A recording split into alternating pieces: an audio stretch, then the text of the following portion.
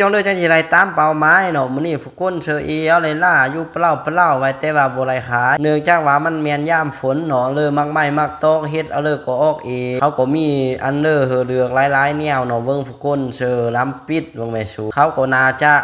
อยากกินแนวอื่นเนาะกินขนมมาหลายมื้อแล้วอันนี้ก็เป็นเวลา 6 โมงปลายแล้วเนาะขนมยังกองจูนฟูนเบิ่งเฮาสิไปรอขายเบิ่งว่ามันสิได้ขายต่อเลยอุกเจอแต่โอเนาะแนวนี้จงเลยจังสิได้ตามเป้าหมายหลังจากที่ว่าเฮาไปรอขายมาก็ยังเหลือตัวนี้หลังจากที่ว่าเฮามาฮอดเฮือนเฮาก็จะมาเช็คเบิ่งจำนวนเงินแปลงเอาเลยมื้อเฮาก็ซื้อไปบ่งัวแล้วไรน้อยเฮาก็สิยอดเนาะมื้อนี้เพราะว่าพักไปมื้อนึงแล้วยานสิบ่ได้ตามเป้าหมายที่เฮาวางไว้มันก็แนวนี้แหละเนาะค้าขายมีบางมื้อก็ได้ขายดีบางมื้อก็บ่ได้ขึ้นกับ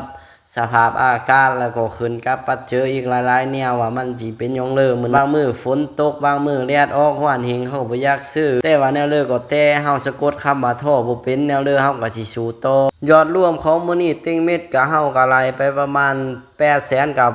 60,000เนาะหักซื้อข้าวซื้อน้ำซะได้แล้วเนาะยังเหลือปานนี้ก็ถือว่าโอเคอยู่เฮาก็สิไปยอดกระปุกประมาณ400,000กีบคือเก่าอะไรเนาะเฮาฝากเฮาก็สิไหลออกเลยมื้อฝากก็ถือว่าสุดยอดอยู่มื้ออื่นไปรุ่นนำกันต่อว่ามันสิเป็นหยังเลยมันสิไหลตามเป้าหมายที่เฮาวางไว้หรือว่าและก็รุ่นเบิ่งว่ามันสิพบกับเหตุการณ์เลยอีกเนาะมันก็รุ่นคู่มือแต่ว่ามันสิได้ขายหรือบ่ได้ขายกันก็บ่ฮู้อธิบายเลยเบิ่งคลิปจบแล้วก็อย่าลืมฝากกดไลค์กดติดตามให้กัน